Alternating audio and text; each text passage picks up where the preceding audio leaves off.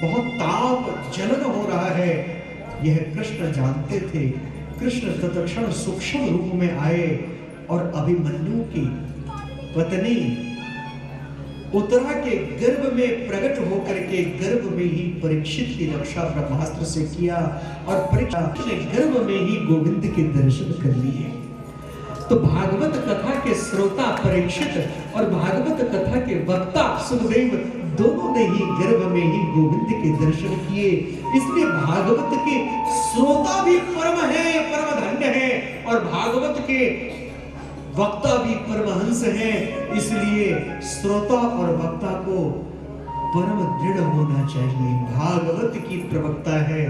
आजकल तो भागवत कथा को खेल बना लिया है। गली गली कूची में धन के लालच में करने लग गए हैं। कथा कर लोभेना कथा सारस तत्व कथा। इसलिए कथा का सार तत्व नष्ट हो गया है। इसलिए याद रखना, आप सब लोग भी कथा कराते हैं, कभी मन में याद रखना, कभी कथा को खरीदने मत जाना, मत पूछना कि आप कितना लोगे तो कथा करोगे, और कभी जो वक्ता कथा को बेचता हो कि हम इतना पैसा लेंगे तो हम कथा करेंगे, कदापि कथा मत कराना। भागवत में लिखा है कि कथा का सारा तत्व नष्ट हो जाता है। अरे अगर क्या बोला था उसको व्यापार को कल में प्रपंच, हाँ व्यापार का असली हिंदी नाम प्रपंच है, शुद्ध हिंदी में प्रपंच बोलते हैं। हाँ, तो यदि प्रपंच ही करना है, यदि प्रपंच ही करना है, मतलब कि आप लोग कथा बड़े ध्यान से सुनते हैं। हम कहते कहते बिसर गए, लेकिन सुन सुन के आप लोगों ने याद रखा। तो कहने का तात्पर्य आप धन्य हैं। तो भागवत कथा को प्रपंच में मत डालो, प्रपंच ना बनाओ। भागवत कथा को खरीदो बेचो नहीं।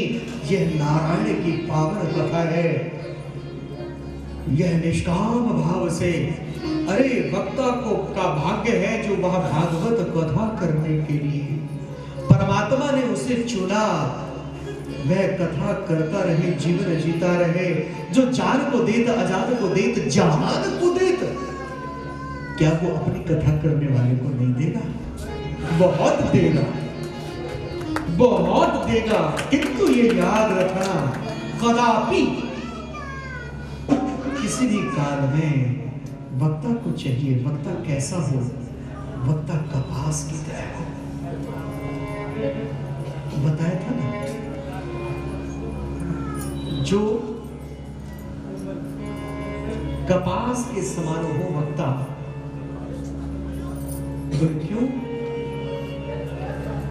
क्योंकि निरस विशद गुण में फल जासु। दो जो दुख सही पर छिद्र दुरावा। खुद कष्ट सहता है वस्त्र बनने में, लेकिन दूसरे की इज्जत को, दूसरे के बदन को ढकता है। वही संत है। संत गुलाब की तरह खुशबू वाला नहीं, संत कमल की तरह सुंदर वाला नहीं। संत को तो प्रवक्ता, भागवत प्रवक्ता को अपनी मशहूरी से दूर रहना चाहिए। भागवत प्रवक्ता को इधर उधर नाम फैलाव से दूर रखना चाहिए। भागवत कथा प्रवक्ता का तो एक ही धर्म है, वह भागवत के लिए जिए और भागवत के प्रति समर्पित हो पूर्ण रूपेण। वही भागवत प्रवक्ता है पूर्ण रूपेण।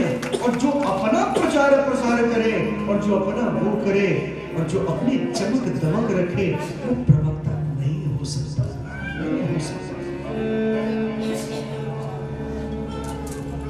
भगवान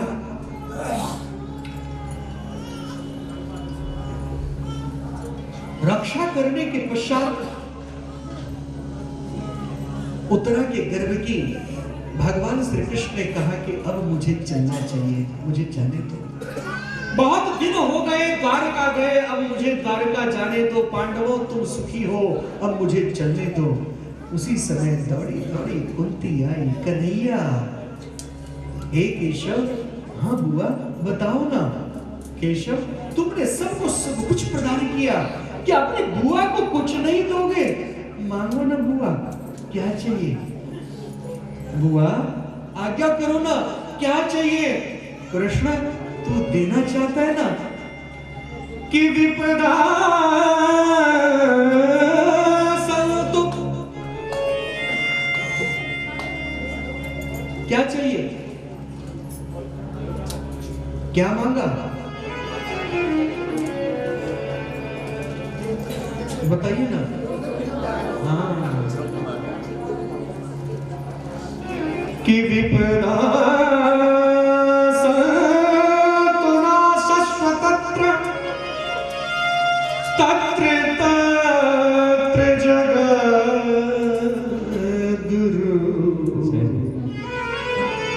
भवतो दर्शनं यतस्याद् भवतो दर्शनं यतस्याद् पुनर्दर्शनम्। कान्हा, तू देना चाहता है तो मुझे दुख दे। बुआ, ये क्या मांग रही हो?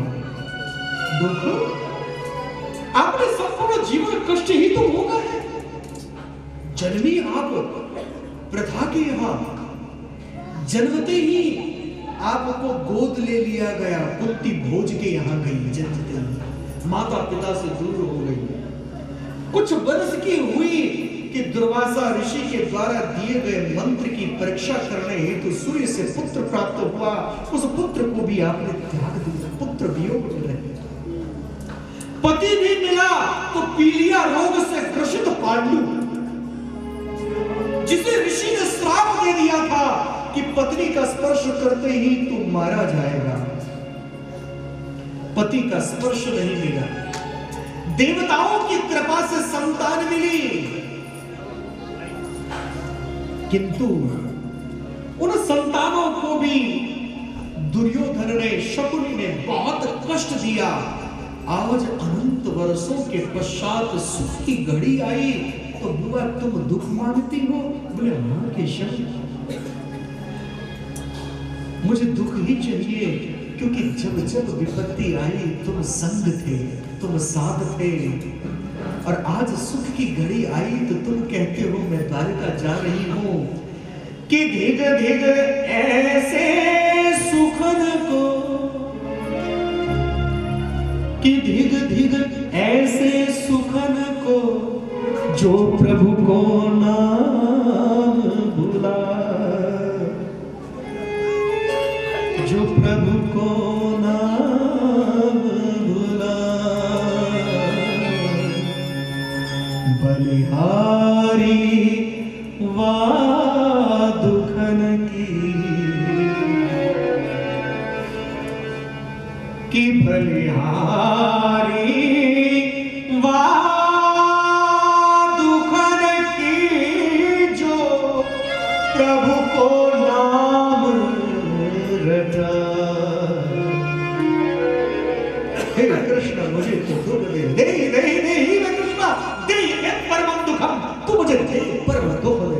नहीं बुआ,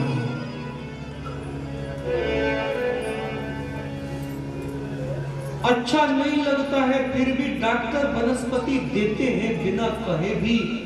बोलो मेडिसिन देते हैं, भले कड़वा क्यों ना हो। क्यों जी प्रभु? कड़वी भी दवाई होती फिर भी देते हैं ना जी। तो कड़वी दवाई हो फिर भी दवाई दिया जाता है। इसी प्रकार से ये याद रखना, जिसमें कल्याण हो कृष्ण वही करते हैं। कृष्ण ने उस समय का काल को परिवर्तन किया कि कृष्ण ने कहा बुआ मैं अभी थोड़ी न जा रहा हूं, अभी तो मैं तुम्हारे पास में रहूंगा कुछ दिन, जब जाऊंगा तब बात करेंगे। बात आई गई हो गई। एक दिन भगवान श्री कृष्ण ने कहा धर्मराज युधिष्ठिर से, हे भैया रथ को तैयार करवाइए। क्या हुआ? आप संग चलिए, बुआ को भी ले चलिए, सब लोग तैयार हो जाइए। बोले कहां चलना है, क्या करना है? बोले सब तैयार तो होइए। सब तैयार हुए और बोले सब के सब चलिए कुरुक्षेत्र की तरफ। जिनको अपने भूल गए कृष्ण उसको सदैव याद रखते हैं। कुरुक्षेत्र लेकर के आए हस्तिनापुर से, और वहां सरसैया पर विराजमान पितामह भीष्म के पास भीष्म के दर्शन संपूर्ण परिवार वालों ने किया, कुटुंबियों ने किया, और उसके पश्चात सब एकांत हो गए। पितामह भीष्म ने सबको एकांत में कर दिया और कृष्ण से कहा, हे केशव तू मेरे सम्मुख आ। हे कृष्ण,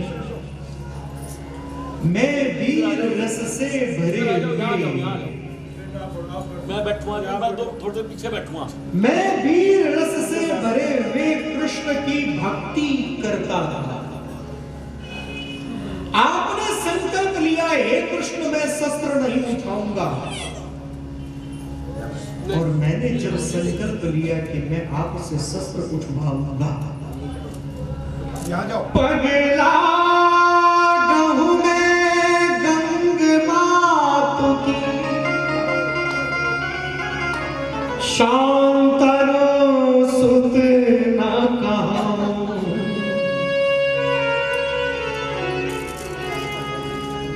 व्योम चराचर सगल दिग दिगपाल, आज देखे इस ब्रह्मचारी के युद्ध को,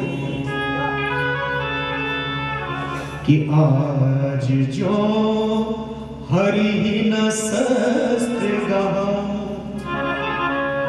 पगला गहूं मैं गंग मातु की, शांतनु सुत न कहूं। मैं भी विष्णु प्रतिज्ञा करता हूं कि आज मैं कृष्ण से यदि शस्त्र नहीं उठ पाया तो मैं गंगा का पुत्र नहीं। महाभयंकर युद्ध चला, क्योंकि वीर थे पितामह, वो वीर कृष्ण को भजते थे, वीर रूप में दर्शन चाहते थे। ऐसा बाण चलाया, अर्जुन को बाणों से आच्छादित कर दिया। अर्जुन की रक्षा करने के लिए आज कृष्ण रथ से कूदे और तीव्र वेग से, कि माथे पर तीव्र पसीने की बूंद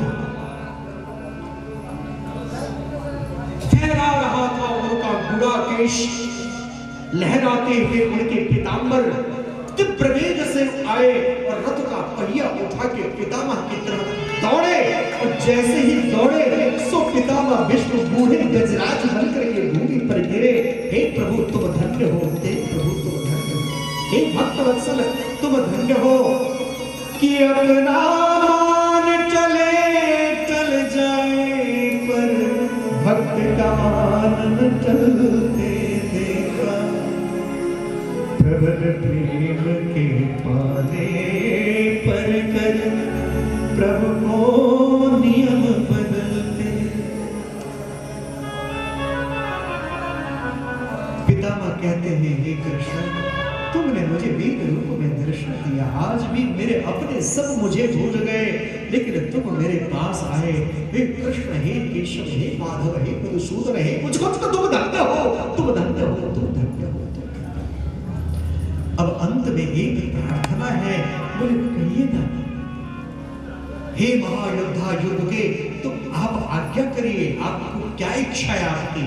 बोले मेरी अंतिम इच्छा है कि मेरी एक बेटी है जिसका विवाह मैं आपके संग करना चाहता हूं। आपकी बेटी?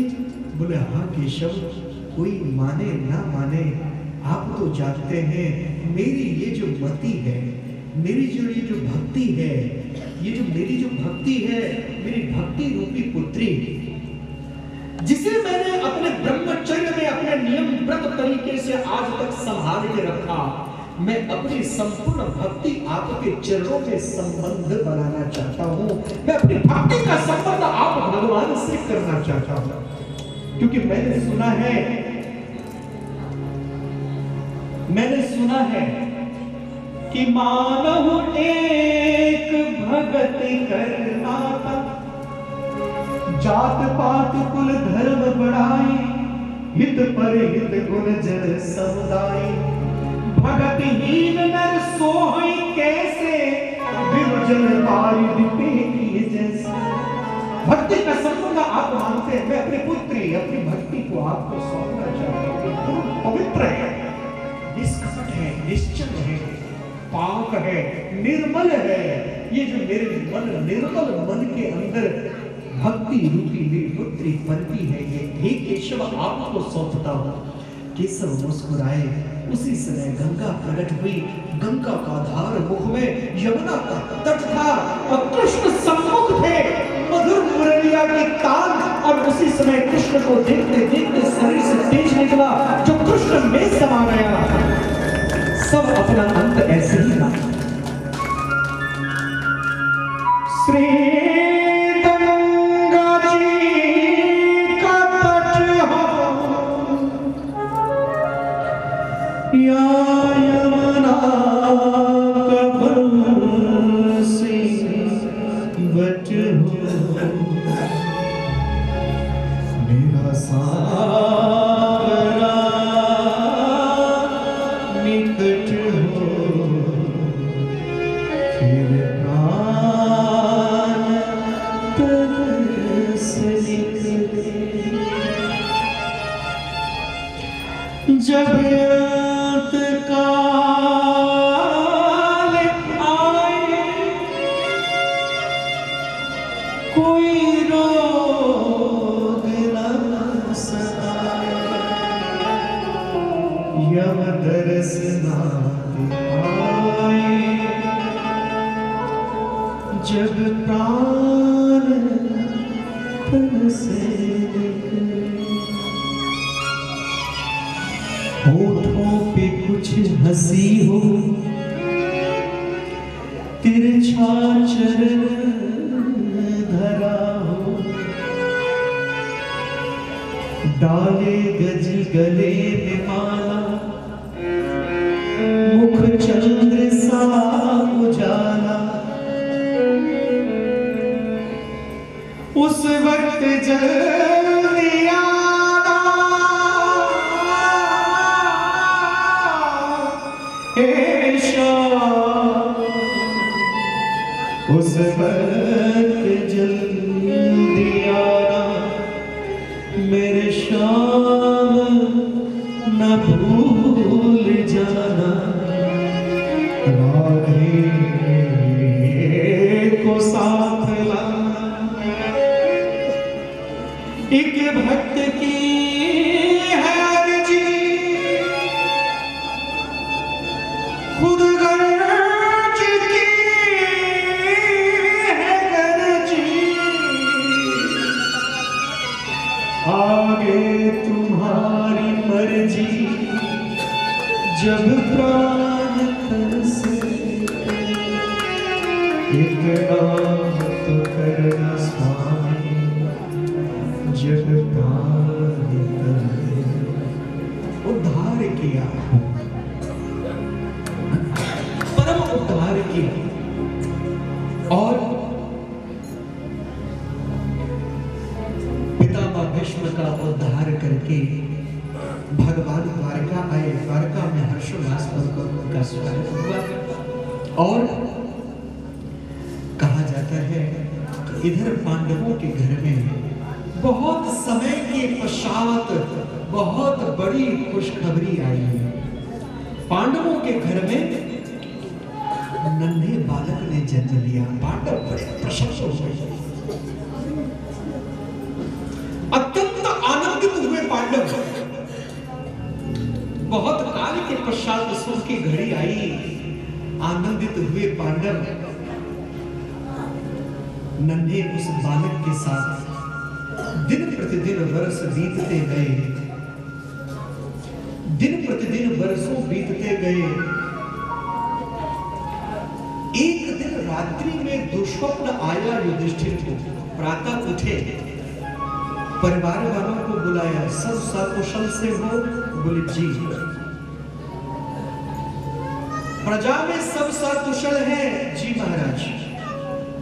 अच्छा, अर्जुन जी, जाओ रथ को तैयार करो, जाओ द्वारिका, यहां सब कुशल है, कृष्ण की कुशलता लेकर के आओ। ये याद रखना, बस यही हमें हमारे जीवन में चाहिए।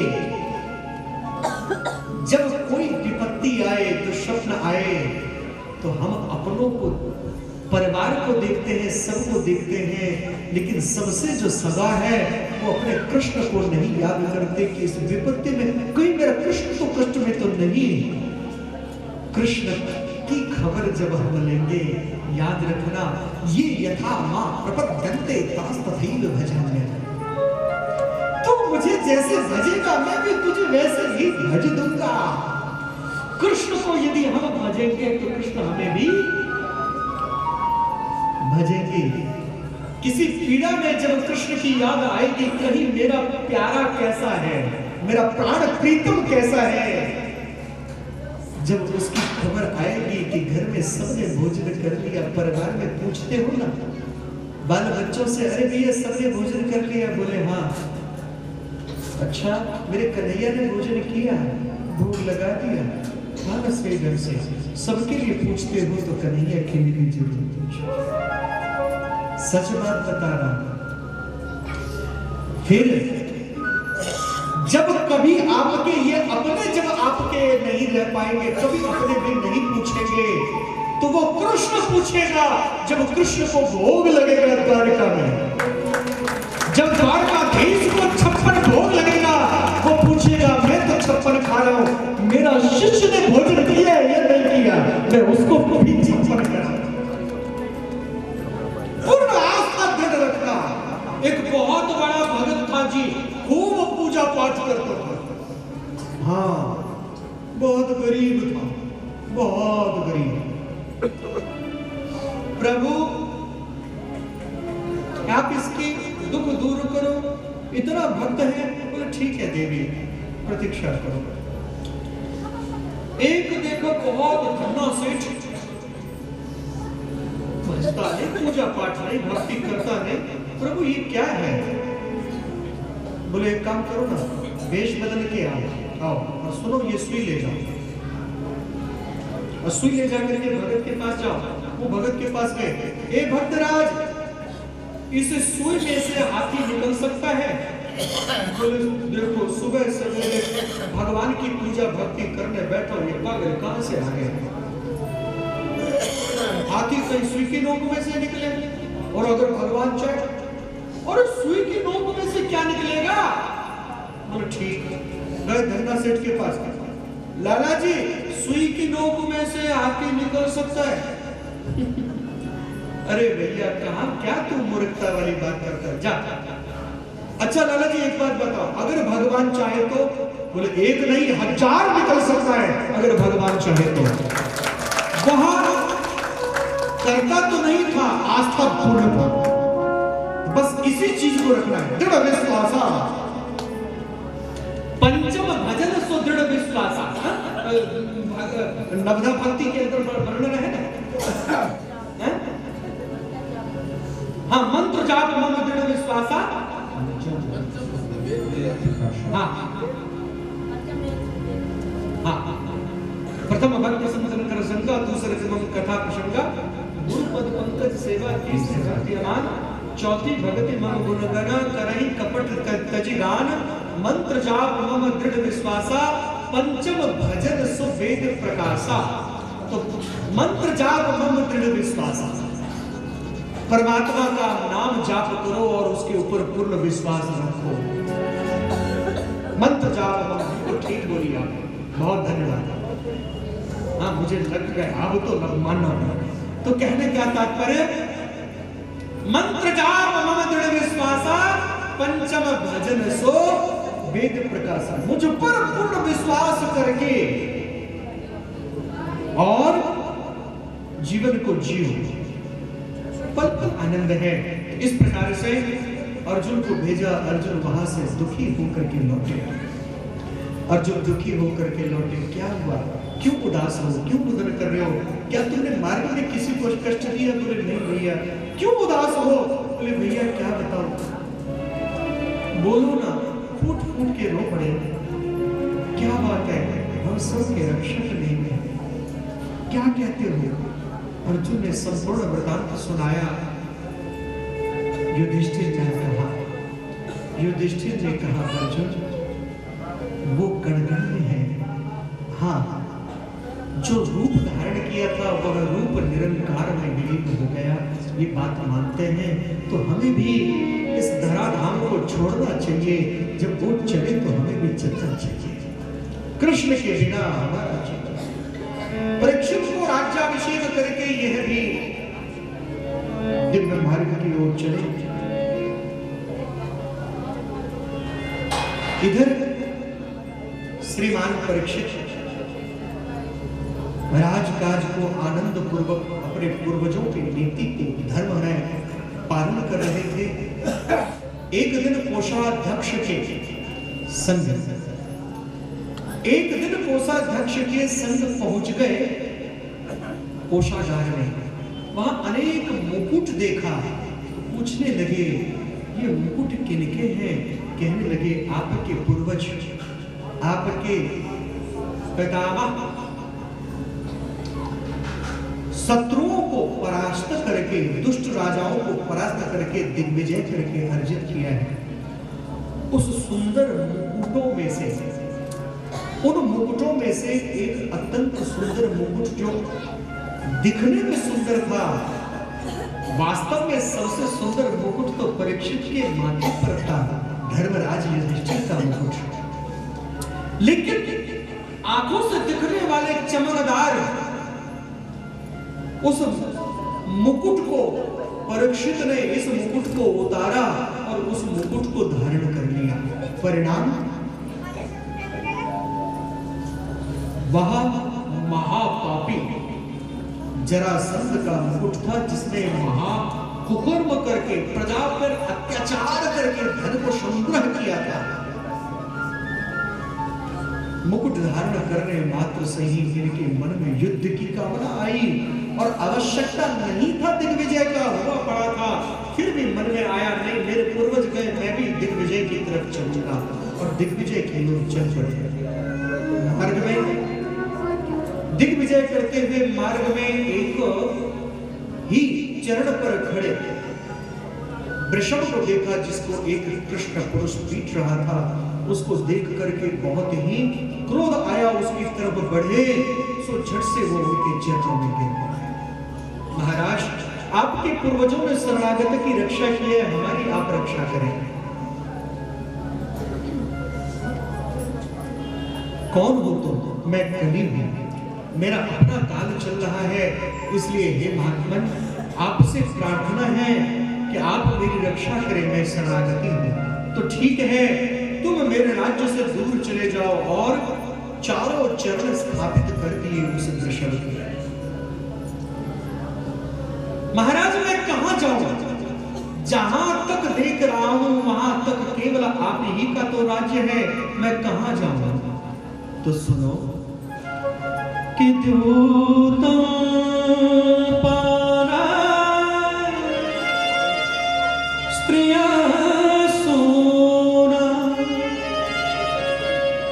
यत्रा धर्म चतुर्विध दूतः पारा स्त्रियः सोना। जहां लोग जुए खेल रहे हैं ऐसी जगह जाओ, जहां वैश्यालय है वहां जाओ, जहां मदिरा पीते हो वहां जाओ, और कसाई खाना जहां बदस्थान है वहां जाओ। बोले इन जगह पे तो पहले से ही मैं रहता हूं, कोई अलग से स्थान बताइए।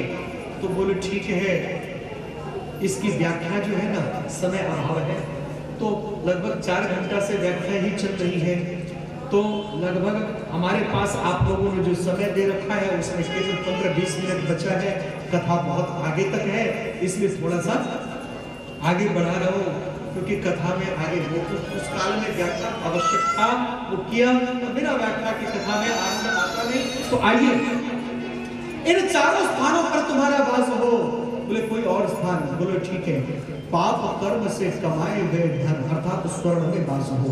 उस समय स्वर्ण का ही, स्वर्ण को ही धन मानते थे, स्वर्ण सिक्का चलता था। तो पाप के द्वारा कमाए गए पैसे में तुम्हारा वास हो। तो कलयुग में वही सबसे ज्यादा फलता फूलता है जो 1 नंबर को छोड़ के 2 नंबरी बनता है। थोड़ा सा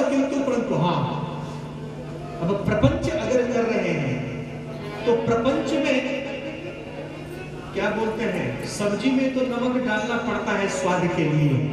प्रपंच अर्थात व्यापार तो तभी अच्छा चलता है कि सब्जी में नमक डालो, स्वाद आएगा, व्यापार करने का आनंद आएगा। लेकिन नमक में सब्जी अगर डालोगे तो सारा सत्यानाश हो जाएगा। इसलिए कली काल में ऐसे धन से जो बड़े हुए हैं, ऐसे को धन से बढ़ तो जाते हैं लेकिन सुख नहीं मिलता, कदापि नहीं मिलता।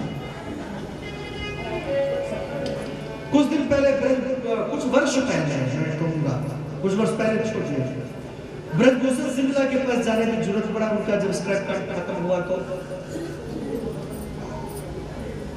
मैंने कहा, उन्होंने जिद किया प्रभु भोजन आपके संग लूंगा, तो मैंने कहा ठीक है, मेरे संग आप लोगे तो मैं भी ले लूंगा, मुझे भोजन करना पड़ेगा। बड़े भाव प्रेम से भोजन आया, मैंने कहा लाला जी तुम भी लो।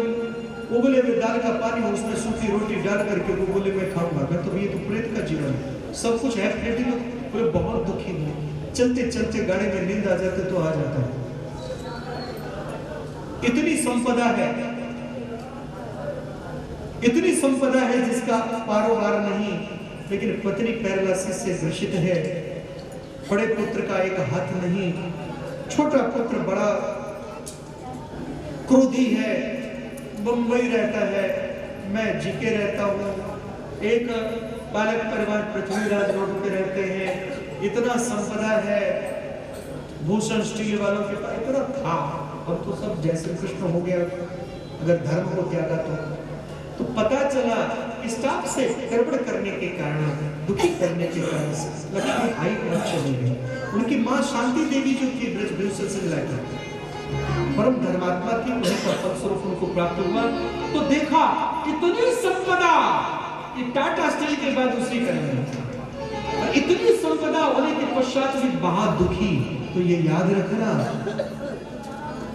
सुख केवल धन में नहीं है, धन में कदापि, धन में भी सुख है, धन भी एक सुख का साधन है, साधन है लेकिन सुख नहीं। धन साधन है लेकिन साध्य नहीं है। इसलिए सुख चाहिए तो राम की शरणागति लेना पड़ेगा, सात्विक जीना पड़ेगा। तो कहा गया धन में तेरा वास हो। बोले ठीक, धन में वास हुआ। तुरंत माथे पर जो मुकुट था वो पापी का था, पाप के द्वारा कमाए गए धन में वास हो। और वो महापापी जरासंध का मुकुट था, माथे पर वास हो गया जी। वो धर्मात्मा परीक्षित आज दिग्विजय करके जब लौटे तो समीक ऋषि के आश्रम में, समीक ऋषि साधना में मग्न थे। उन समीक ऋषि के पास में पहुंच करके, समीक ऋषि के पास में पहुंच करके हे ऋषिवर मुझे जल दो, मैं पिपासा से ग्रसित हूं। ये कली का प्रभाव था। ऋषिवर परम साधना में थे, नहीं उठे, शिष्य लोग भाग गए। तो वहीं से मृत सर्प को उठाया, उनके गले में पहना दिया, चले गए। शिष्यों ने जब ऋषिपुत्र श्रृंगी को कहा तो ऋषिपुत्र ने श्राप दे दिया, जिसने भी यह कर्म किया है आज से 7 दिवस शिव के गले में रहने वाला तक्षक नाग आकर के उसको डस लिया। पिता के चरणों में रुदन करने लगे। जब समाधि खुली तो रुदन करते पुत्र को देखा, क्या हुआ? बोले पिताजी मैंने तो दे दिया। बोले क्या दे दिया बेटा? अपने गले से सर्प माला निकाला, क्या दे दिया? बोले राजा को शाप दे दिया, उसने मृत सर्प आपके गले में डाला। बोले क्यों डाला? इसका कारण पूछा? बोले नहीं, वो प्यास से ग्रसित था, और कोई प्यास से ग्रसित हो, व्याकुल हो तो तड़प में व्यक्ति अपना मर्यादा बिसर जाता है। राजा का कोई अपराध नहीं, पुत्र उसके ऊपर कली का दोष था। संत का धर्म बनता है कि संत यदि किसी के सम्मान को स्वीकार करता है तो अपमान को भी बड़े प्रेम से स्वीकार करना चाहिए। और जो